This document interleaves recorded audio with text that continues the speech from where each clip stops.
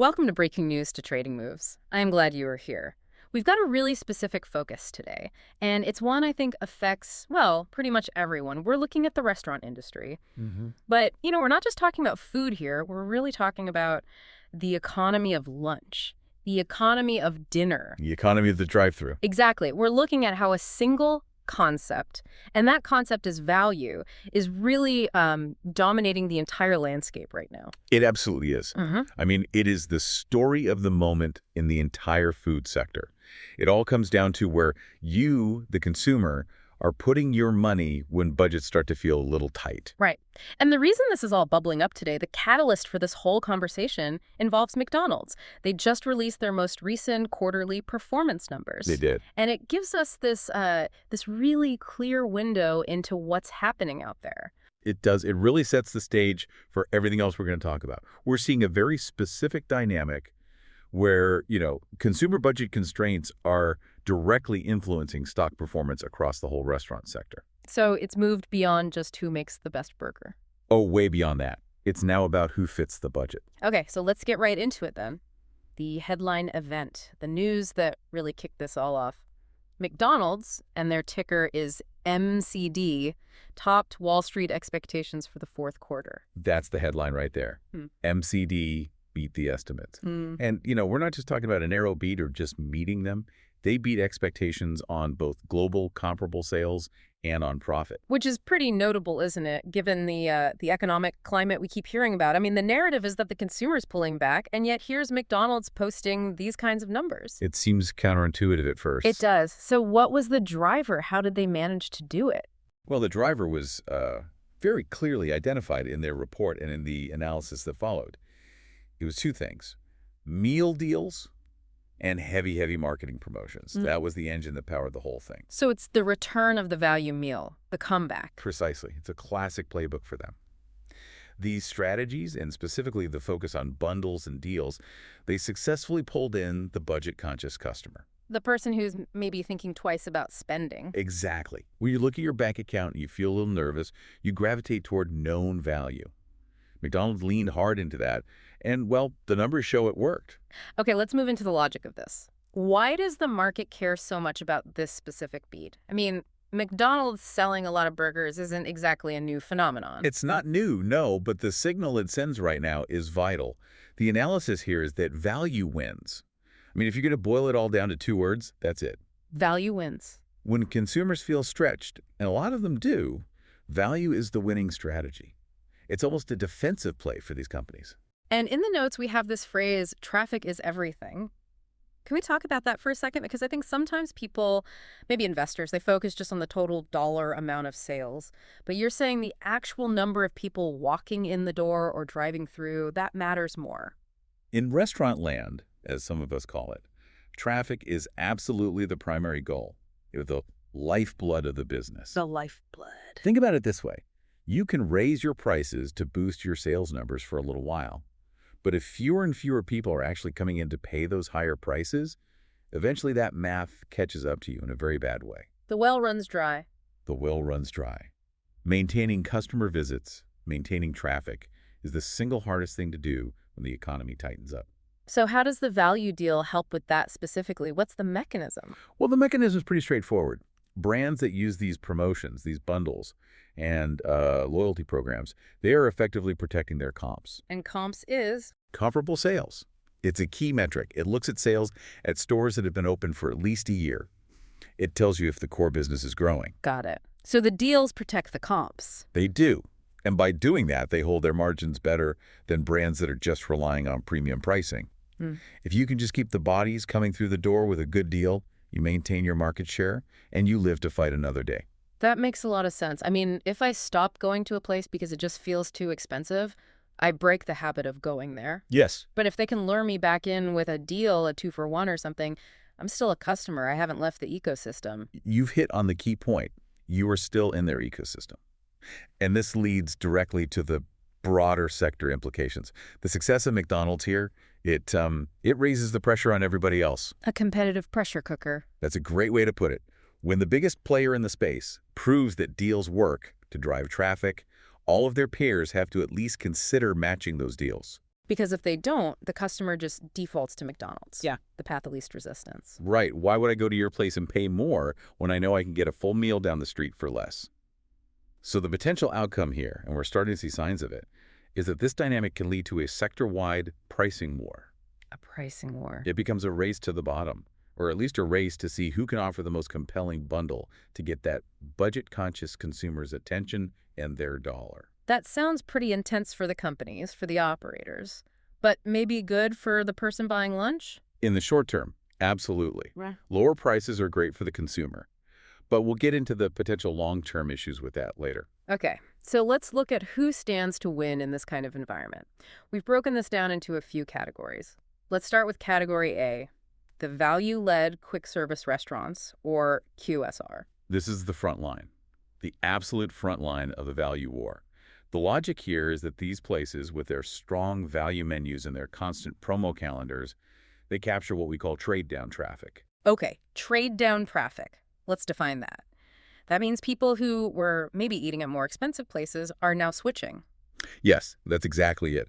When budgets get tight, you might not go to that sit-down place for lunch with your coworkers. Right. You trade down to the drive-thru, you're still eating out, you haven't decided to pack a lunch from home yet, but you're spending maybe $10 instead of $25. So you're capturing that spending as it moves down the ladder. And the brands that capture this are the ones with the clearest, most consistent value proposition. And obviously we have to talk about the tickers here. We already mentioned the big one. McDonald's.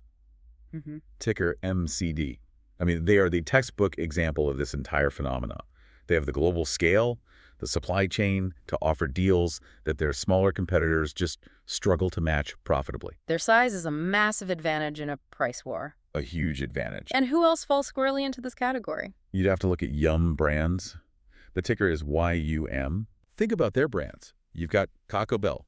You've got KFC. You've got Pizza Hut. They are very, very good at this game. Taco Bell, in particular, has a long history of using value menus to drive massive amounts of traffic. The $5 cravings box, things like that. Exactly. Those items become legendary. When the consumer wants to stretch a dollar, those are some of the first names that come to mind. Okay, so that's the big QSR value leaders. Let's drill down a bit. Category B, the U.S. burger chains, specifically those focusing on deals and digital. Right. So this is a specific nuance to the trend.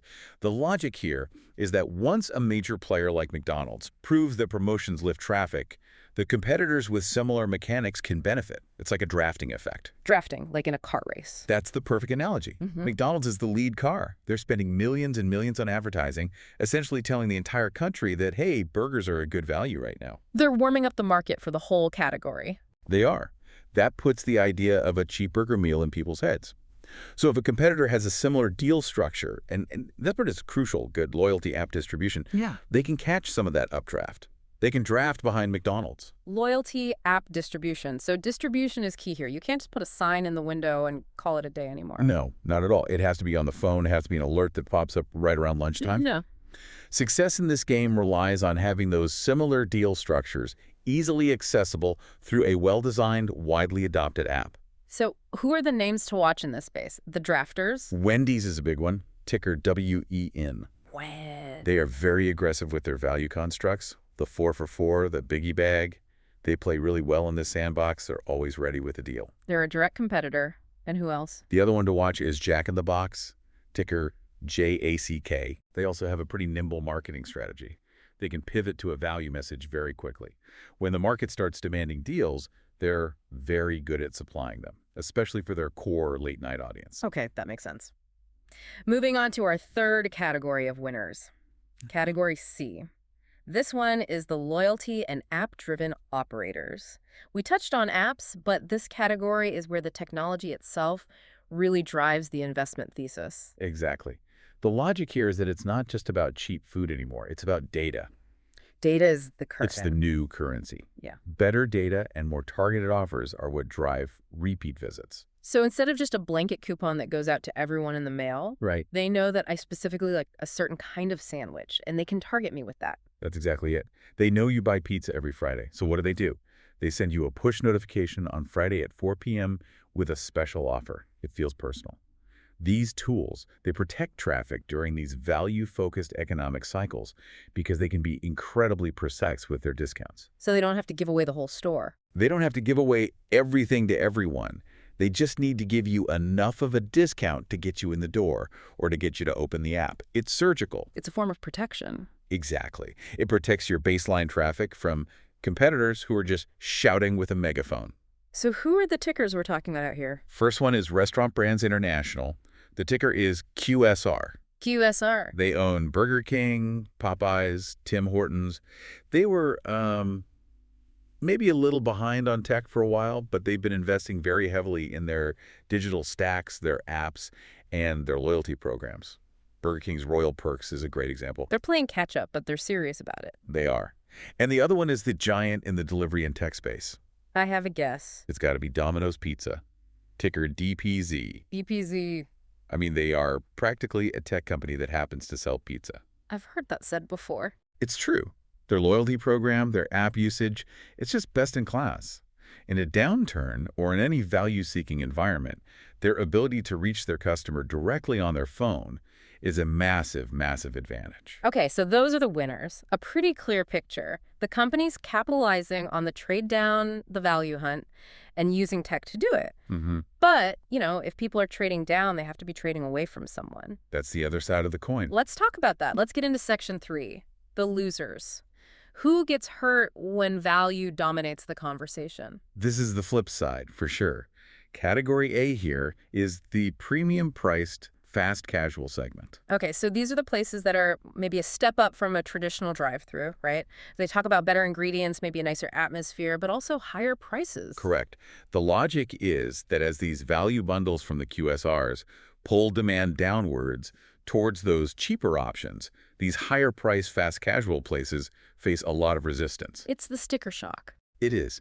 If you can get a full meal deal burger, fries, drink for $6 at a QSR, but a single burrito bowl or a burger at a fast casual place is $12 or $13. That gap becomes much harder for a consumer to justify when they're worried about their gas bill. The value proposition gets harder to see. It does. Yeah. And so these brands are very likely to see more resistance on their traffic figures.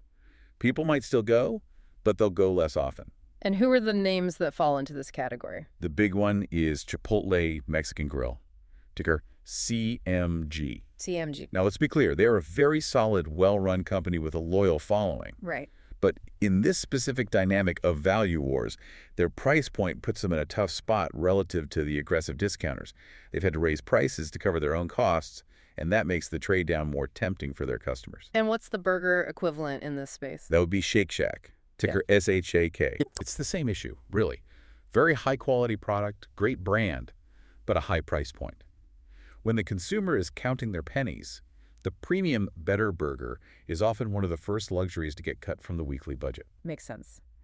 Okay, category B of the losers is sit-down dining. This is the classic casual dining sector. The logic here is that they are perhaps the most exposed to that trade-down pressure we've been discussing. This is the dinner out with the family, the Friday night spot. Yes. And when consumers are prioritizing low-ticket options, that directly reduces demand for what the industry calls higher check occasions. Higher check occasions. It's not just the cost of the food itself. It's the appetizer, the drinks, the dessert, the tip for the server. The whole bill just adds up much faster. The total cost of the experience? Precisely. And that's a tough sell right now. So who are we looking at here in terms of tickers? A giant in this space is Darden Restaurants, ticker DRI. They own Olive Garden, Longhorn Steakhouse, Cheddar's Scratch Kitchen. They are the behemoths of this space, but they are vulnerable when people decide to just stay home or hit the drive-thru instead of going out for a full sit-down meal. And the other major player you have here? Brinker International, ticker EAT. Eat. That's an easy one to remember. It is. They own Chili's and Maggiano's. Now, they are fighting very hard with their own value offers, like the 3-for-Me deal at Chili's. But the structural headwinds of being a sit-down place in a fast food value war are very real. The convenience factor is tough to overcome. Right, you can't get that in 2 minutes from your car. You can't. Okay, finally, category C of the losers. And this one is labeled Discretionary spend and weak value positioning. This is what I would call the danger zone. But the danger zone, why is that? The logic is that if the entire sector is leaning heavily into discounting, concepts that don't have a clear value hook just get squeezed on traffic. They get lost in the shuffle. They really do. Yeah. If you aren't premium enough to be a special occasion splurge, and you aren't cheap enough to be an everyday deal, you're stuck in the middle. And the middle is a bad place to be right now. The middle is a very bad place to be in this environment. You have no clear identity for the budget-conscious consumer. So who fits this description according to the data? One would be Bloomin' Brands, ticker BLMN. BLMN. You know them from Outback Steakhouse, Carrabba's. It's not quite fine dining, but it's certainly not a cheap meal. It's a discretionary choice. It's a treat. It's a treat. And the other one is the Cheesecake Factory, ticker CAKE. Cake. They have a reputation for large portions, yes, but also a pretty high ticket price and a very discretionary nature. Nobody needs to go to the Cheesecake Factory. It's a splurge. It's a birthday dinner. And those are the kinds of trips that get cut when budgets are tight. So to bring this all together for everyone listening, it seems like a pretty clear line is being drawn in the sand. We looked at the news, McDonald's beating their numbers with deals. We looked at the underlying logic, that traffic is everything and value is how you get it. We saw the winners, the cheap, the convenient, the digital, and we just walked through the losers, the premium, the sit-down, the discretionary. That really is the landscape right now. The trade-down effect is very real. It's not theoretical. We're seeing it in the numbers. And the battleground for the foreseeable future is defined by who can offer the best, most convenient bundle to that budget-conscious consumer. And what about that pricing war we mentioned at the start? What's the final word on that? Well, as we said, ideally, it benefits you, the consumer. Cheaper food is always good for the wallet, but it puts immense margin pressure on the operators. If you can't keep up with the volume, if you can't sell enough of those cheap burgers to make up for the lower price, you can't make the math work. So the winners are the ones with the scale to survive that squeeze. The winners are the ones who can survive the squeeze. It's a volume game. It really is a specific time to be watching this sector. It's just a raw battle for customer visits. It absolutely is. You know, we have to wrap it there for the main segment. But before we go, we must provide our mandatory disclaimer. Please note that this content is not financial advice. It's not a buy or sell recommendation on any of the stocks we talked about today. That's right. It is purely the opinion of the author. Always do your own research before making any investment decisions. Thanks for joining us on Breaking News to Trading Moves. We will see you next time. Goodbye. You know, I feel like we should actually spend a little more time on some of these dynamics. I think the details are what really matter here for the listener. When we talk about value, it's so easy to just think cheap. But it seems like there is a lot more engineering going on behind the scenes at these companies than just slashing prices. Well, there absolutely is. That's a fantastic point. It is not just about lowering the price tag on the menu board. Not at all. It is about menu engineering. It is about incredibly complex supply chain management. When McDonald's, ticker MCD, decides to run a big value promotion, they aren't just, throwing a dart at a board. They're not guessing. They're looking at their global supply chain and figuring out, okay, we have a surplus of potatoes coming in, or our beef prices are locked in at a certain rate for the next 6 months, so we can afford to discount the burger heavily if we pair it with fries. That is the level of sophisticated detail that allows them to win. So it's almost like a manufacturing decision, not just a marketing one. It is exactly a manufacturing decision. At its core, a big QSR chain is just a factory that sells food at a massive scale. And if your factory is incredibly efficient, you can afford to lower your prices. If you're inefficient, or if your supply chain is expensive and volatile, you simply can't afford to join the price war. And that's why that scale we mentioned for MCD and WM is such a moat. It's a huge moat. It's their biggest competitive advantage in this kind of environment. Let's go back to that idea of traffic is everything. You mentioned that raising prices can boost sales for a while, but it eventually hurts traffic. Can we explore that a bit more? Because I feel like for the last year or two, all we saw from these companies were price hikes. You're exactly right. For a period, especially coming out of the pandemic, there was all this pent-up demand. People just wanted to go out. They wanted normalcy. Cabin fever? Massive cabin fever. They didn't really care if the burger cost $2 more than it did a year ago. They just wanted the burger and the experience of getting out. So companies saw this and said, great, we can raise prices to cover our own rising costs for labor and ingredients, and the customer will still come. That was what we'd call the pricing power phase. But it sounds like that phase is definitively over. It hit a wall. Hard. Eventually, the consumer, after months of this, looked at the receipt for their family of four and said, wait a minute, this used to be $30, now it's $45. No. And that's when traffic starts to dip. That is the big red danger signal for these companies. When you see traffic go negative, even if your total revenue is still up because of those higher prices, you are in a very precarious situation. Why is that so dangerous? Because once you lose a customer's habit, as you mentioned earlier, it costs a tremendous amount of marketing money and discounting to get them back. You've broken their routine. So the pivot to value that McDonald's executed, this wasn't just them being generous. This was a rescue mission for their traffic numbers. It was a strategic correction. Absolutely. They saw the data. They realized they had pushed the price lever a little too far, and they knew they needed to pull the value lever hard to get people back into the habit. And, well, the earnings beat proves it was the right call at the right time. Let's look closer at the winners again. We talked about Yum Brands, ticker YUM. You brought up Taco Bell. It feels like Taco Bell never really left the value game to begin with. They didn't. They are unique in the space because their core menu is incredibly flexible and low cost. At its core, it's mostly beans, seasoned beef, cheese, and tortillas. You can reconfigure those same basic ingredients into 20 different shapes and sizes and sell them at 20 different price points. The cheesy gordita crunch versus a simple bean burrito. Exactly. That flexibility allows them to always have what I call a value anchor on the menu without completely destroying their overall margins. A value anchor. I like that term. Can you explain that? It's important. You need at least one or two items on your menu that just scream cheap to get the customer to make the decision to drive onto your lot instead of someone else's.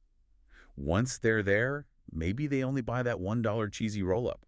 But maybe, just maybe, they also add a higher margin steak chalupa or a freeze. But the anchor is what got them in the door. And if we compare that to one of the losers, like Darden, ticker DRI, you could argue Olive Garden has value anchors too, right? Unlimited breadsticks and salad. They do, and that absolutely helps them. It's a key part of their brand. But the barrier to entry for the customer is so much higher. You can't just drive through an Olive Garden in 3 minutes on your way home from work. Right. You have to find parking, maybe wait for a table, sit down, order, wait for the food. Yeah. That time cost is a very real factor for consumers today, especially for families. So convenience is a huge part of the overall value equation. It's not just the price. It's a massive part of it. The real equation is value equals price plus convenience. The QSRs, the quick service restaurants, they're winning on both of those metrics right now. Fast casual, like Chipotle, ticker CMG, they win on convenience, but they're losing on price. Sit down, like Brinker, ticker EAT, they're losing on convenience and often on price as well. That really clarifies the dividing line. It shows why QSR is the dominant winner category in this climate.